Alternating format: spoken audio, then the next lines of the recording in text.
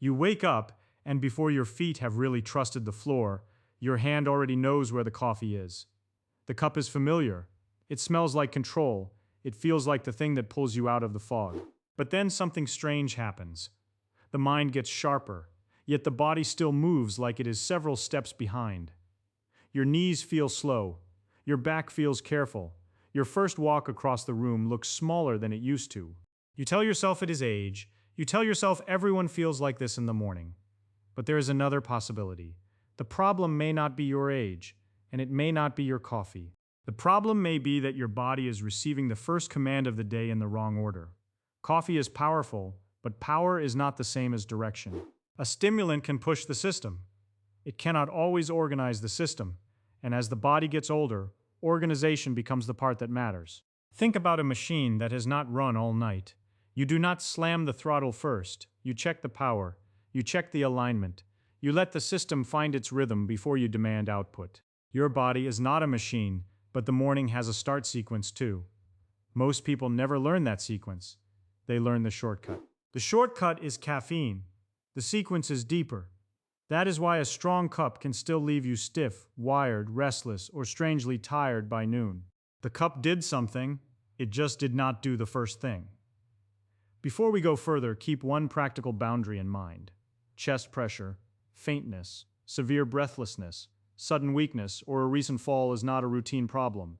Get it checked. For ordinary slow mornings, though, the question is different. What is the first thing the body is actually waiting for?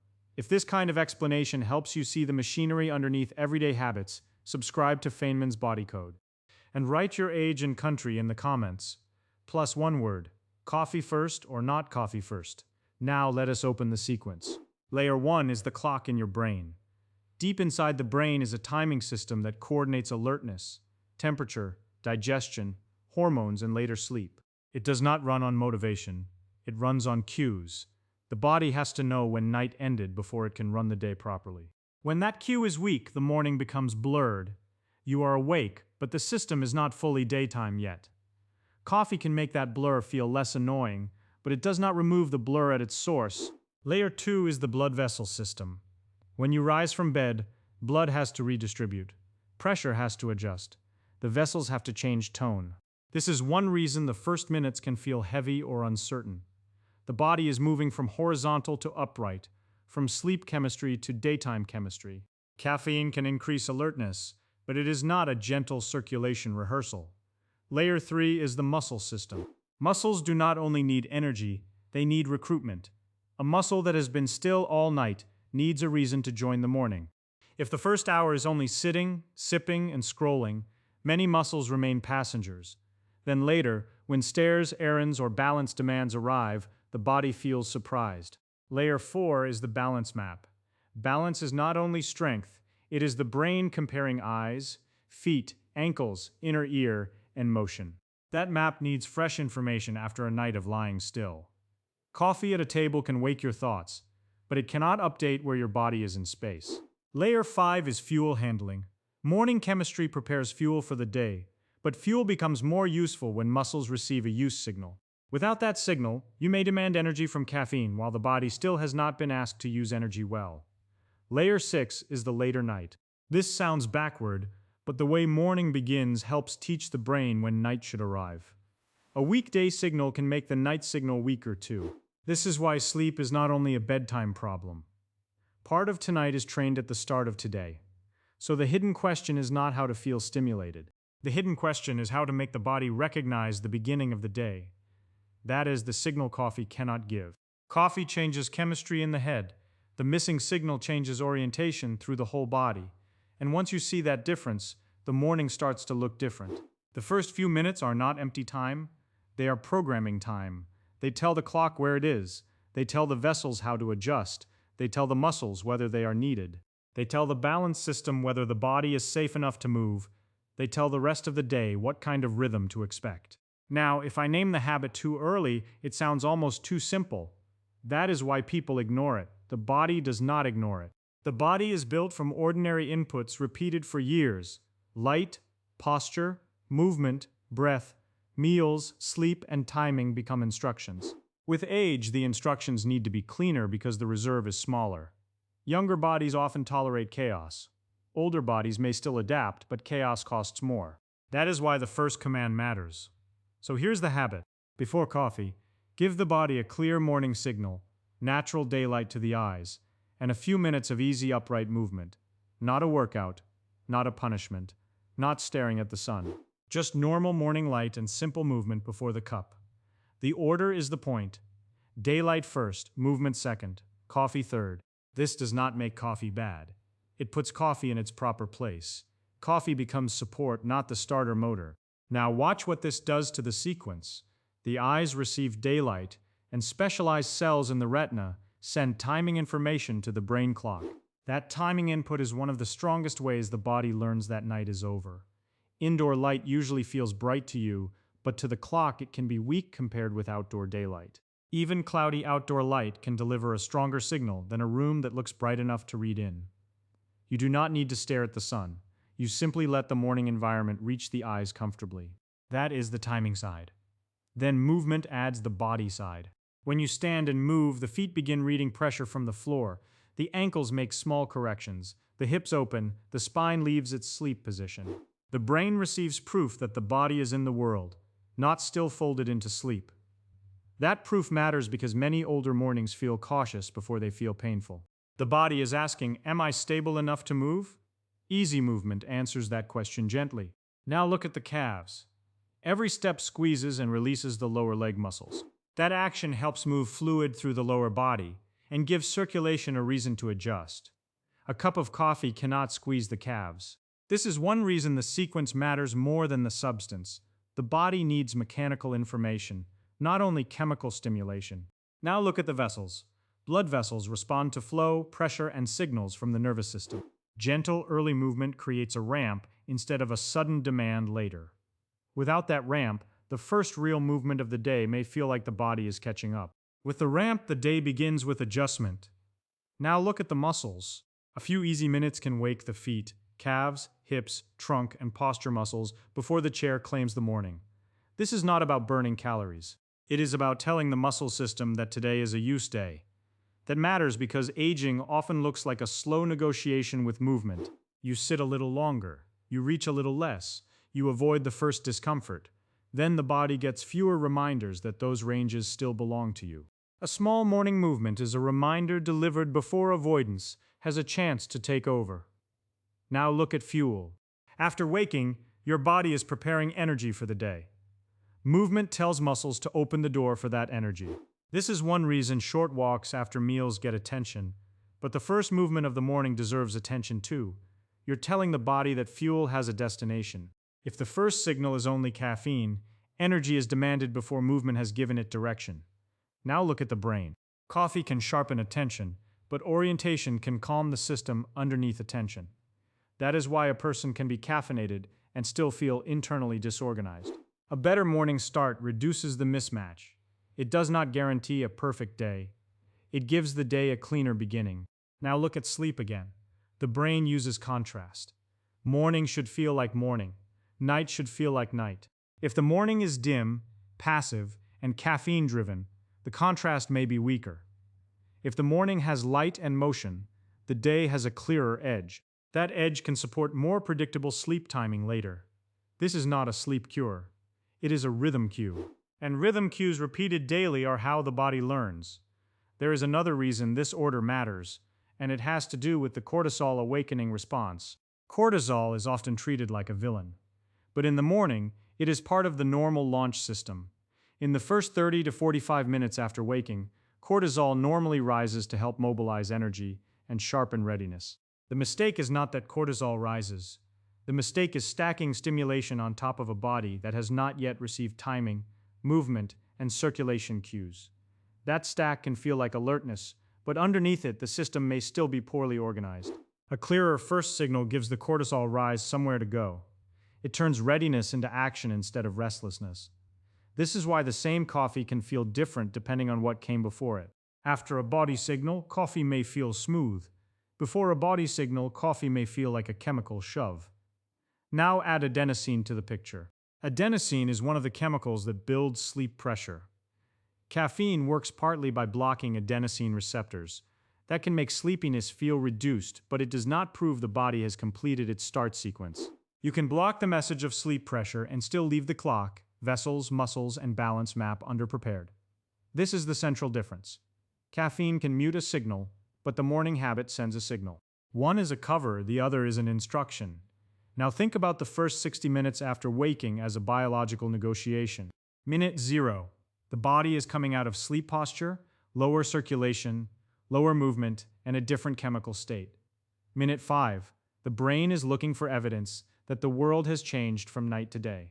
Minute 10. The feet, ankles, hips, and eyes can either receive information or remain nearly unused. Minute 20. The stress and readiness systems are rising whether you guide them or not. Minute 30. Coffee may enter a body that is already oriented or a body that is still waiting for orientation. That is the choice. This is why I do not like the phrase wake yourself up. The better phrase is start the system. Waking up is consciousness. Starting the system is timing, posture, movement, circulation, and sensory input. Older adults often feel the gap between those two more clearly. The eyes are open, but the body still needs proof. The proof should arrive before the stimulant. Now let us make the mechanism more concrete. The retina contains light-sensitive cells that are not mainly for seeing shapes, they are for telling time. Those cells respond strongly to morning brightness and send information toward the brain clock. That pathway helps set the phase of the circadian rhythm, which is a scientific way of saying it helps place the body on the right part of its daily curve. If that placement is weak, the day can feel delayed even when the clock on the wall says morning. Movement adds a second placement signal. The feet tell the brain where the ground is. The ankles tell the brain how much correction is needed. The eyes tell the brain where the horizon is. The inner ear tells the brain whether the body is moving or still. All of that information converges into a feeling most people simply call being awake. But it is not one feeling. It is many systems agreeing. When they disagree, mornings feel older. When they agree, the body feels more available. That is why the habit is small but not shallow. It touches the clock, the senses, the vessels, the muscles, the joints, and the later night. A pill or a cup can be powerful, but it usually speaks to fewer systems at once. This is what the best morning habits have in common. They are dense with signals. Not complicated, dense. The danger is making the habit complicated because the explanation is deep. The explanation can be deep. The action should stay simple. Now let us make the habit practical without turning it into a lifestyle performance. When you wake, do what you normally need to do first. Bathroom, water, simple preparation. Then, before coffee, go toward natural daylight as soon as your real life allows. Porch, balcony, yard, sidewalk, driveway, courtyard, or a safe open window can all be versions of the first step. If you can walk outside safely, walk easily for 3 to 10 minutes. If walking is not safe yet, stand or march gently near support while getting light. The first version should feel almost too easy. You should be able to breathe calmly. You should not feel crushed, dizzy, or afraid. If you do, the dose is wrong or the body is telling you something that needs attention. After that, have coffee, if you want coffee and it fits your health. Notice the difference between coffee after orientation and coffee instead of orientation. That difference is the experiment. Run it for 7 mornings. Do not judge it after 1 morning. A clock learns from repetition. Track only 3 clues. First, how stiff do you feel in the first hour? Second, how steady is your energy in the afternoon? Third, does sleepiness arrive at a more predictable time at night? Those clues matter more than whether you feel dramatic magic. The body often changes quietly before it changes loudly. Now let us handle the common objections. The first objection is time. 3 minutes is time. Standing outside while the coffee brews is time. A short walk to the mailbox is time. The second objection is weather. Bad weather changes the version, not the principle. Use bright indoor light and gentle movement if you must, then get outdoor light later when possible. The third objection is that coffee is pleasure. Good, keep the pleasure if it suits you. Just stop asking coffee to be the body's first timing signal, first movement signal, and first circulation signal. Let coffee be coffee. The fourth objection is that the habit sounds too small. Small is exactly why it can survive. The body does not only change from heroic interventions, it changes from repeated signals that arrive when the system is ready to receive them. The morning is one of those moments. There is also a fifth objection. I already feel fine after coffee. Maybe you do? But feeling fine is not always the same as being well sequenced.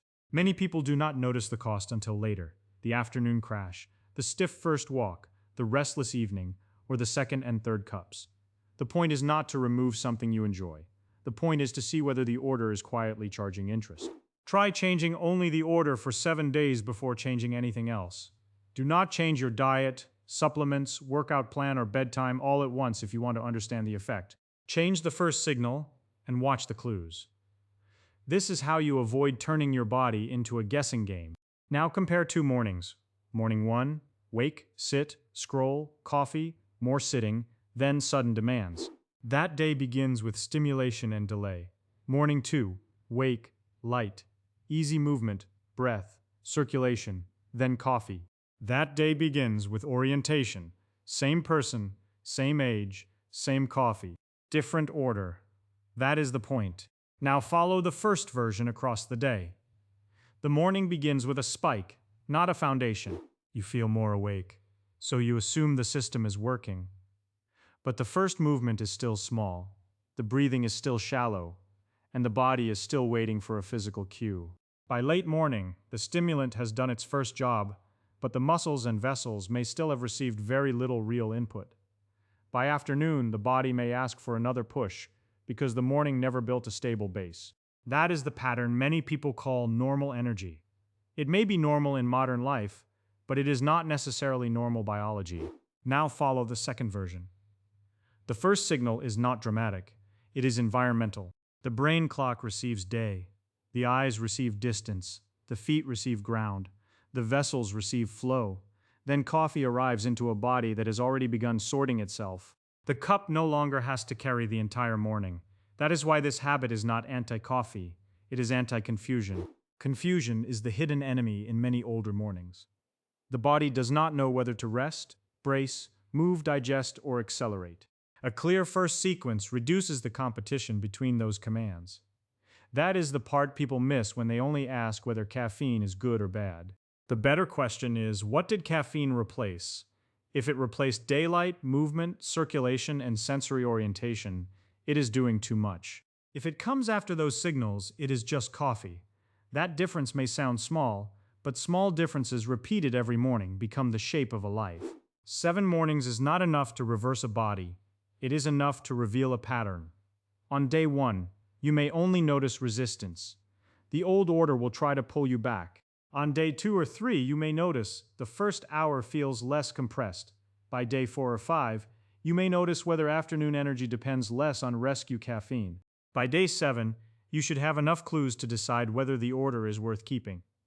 This is not because the body transforms in a week. It is because the nervous system is very good at noticing repeated cues. A repeated cue becomes expectation. Expectation becomes smoother transition. And smoother transition is often what older mornings are missing. In older mornings, the order of signals can decide how old the first hour feels, not your whole lifespan, not some miracle promise. Just the felt age of the first hour, the steadiness of the day, and the rhythm that carries into night, that is already worth taking seriously. If the habit becomes easy, you can add one small layer. After the light and easy movement, do 5 slow chair rises near support. Then do 5 controlled heel raises. This adds legs and calf pump practice without turning the morning into a workout you will avoid. But do not add the second layer until the first layer is automatic. Complexity is where simple habits disappear. The base remains enough. Light, upright movement, coffee after. If you want the most stripped-down version, it is this. Stand where morning light can reach your eyes comfortably. Move enough that your feet, ankles, hips, breath, and eyes all participate. Then drink coffee as a choice, not as an emergency rescue. That is the entire system in plain language. The reason it works is not because the act is dramatic. It works because it arrives at the exact moment the body is asking for direction. A good signal at the right time can matter more than a stronger signal at the wrong time. Coffee is strong. Morning orientation is timely. And when reserve is smaller, timely often wins. Now return to the first moment you wake up and the cup is waiting. You can still drink it, but before the cup becomes the command, Ask whether the body has received the signal coffee cannot give. Has the clock seen morning? Have the feet touched the world? Have the vessels felt flow? Have the muscles been asked to join the day? If not, the coffee is early, not evil. Early. And early is the mistake. So tomorrow, test the order. Before coffee, give your body the first signal. Let the day reach your eyes. Let your body move before the chair claims it. Then enjoy the cup after the system has started. That is the 7 a.m. habit. Not a bigger stimulant, but a better beginning. And sometimes a better beginning is the difference between feeling old at breakfast and feeling like the body has finally joined the day.